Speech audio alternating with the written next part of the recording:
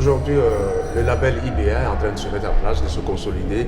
Vous avez mis l'accent, entre-temps, lors de votre allocution, sur la question formation. Oui. Et pourquoi? Oui, la formation est nécessaire parce que l'administrateur des entreprises constitue un guide de l'entreprise. C'est lui qui sert de boussole. Cette décision donne des orientations aux entités. Et par conséquent, si celui-là n'est pas, si ce dernier n'est pas bien formé, c'est que c'est l'entreprise ou l'entité qui en souffre, qui en fait les frais. Et c'est pourquoi nous avons insisté pour dire que la fonction de l'administrateur, cette fonction-là, doit faire l'objet d'une professionnalisation, d'une normalisation et d'une certification. C'est à ce sujet qu'à compter de janvier 2023, nous avons mis au point donc, un programme de certification où les gens, une fois après avoir suivi donc, les modules sur 6 mois, ils se verront délivrer un certificat au bout, naturellement, d'une évaluation suivie d'un entretien et d'une immersion en entreprise, en conseil d'administration. Donc voilà un peu le but de ce gala qui est en train de se terminer sous vos yeux. Autrement dit, aujourd'hui, l'IBA est en train de vouloir fermer la porte du Criette, c'est ça? Non, l'IBA a pour devise, avec l'IBA, plus de clients de la Criette. Avec l'IBA, il n'y a plus de faux états financiers à établir. Avec l'IBA, il n'y a plus d'administrateurs ignorant des tests réglementaires et légaux donc, qui régissent l'administration, les affaires et autres.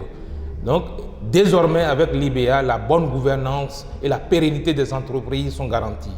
Donc, voilà un peu les tenants et les aboutissants de l'IBA.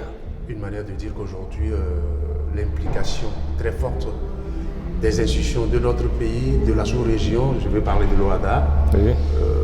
Est vivement appelée à l'IBA, c'est pour dire.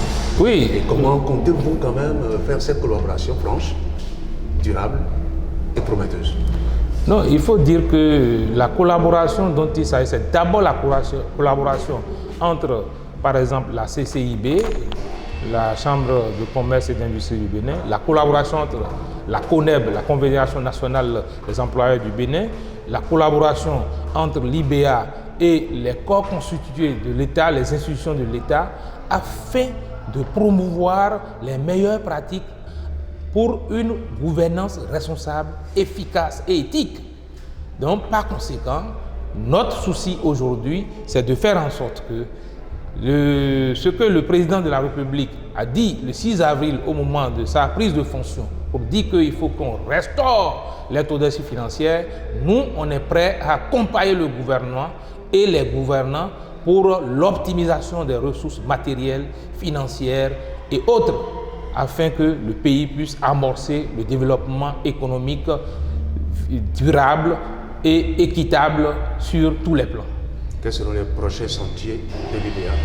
Les prochains sentiers de l'IBA, c'est de batailler pour que désormais, qu'on inscrive dans les tests de la République qu'il est nécessaire de nommer des administrateurs indépendants dans les conseils d'administration et qu'il est nécessaire que les administrateurs en fonction suivent des formations alors de manière à se recycler et à avoir les compétences, les savoirs nécessaires pour pouvoir donc s'affirmer et orienter de façon délicate et de façon efficiente donc les entités qui par la suite vont créer de la valeur ajoutée et une plus-value pour toute la nation. Monsieur Sombe, merci. Merci, monsieur le journaliste.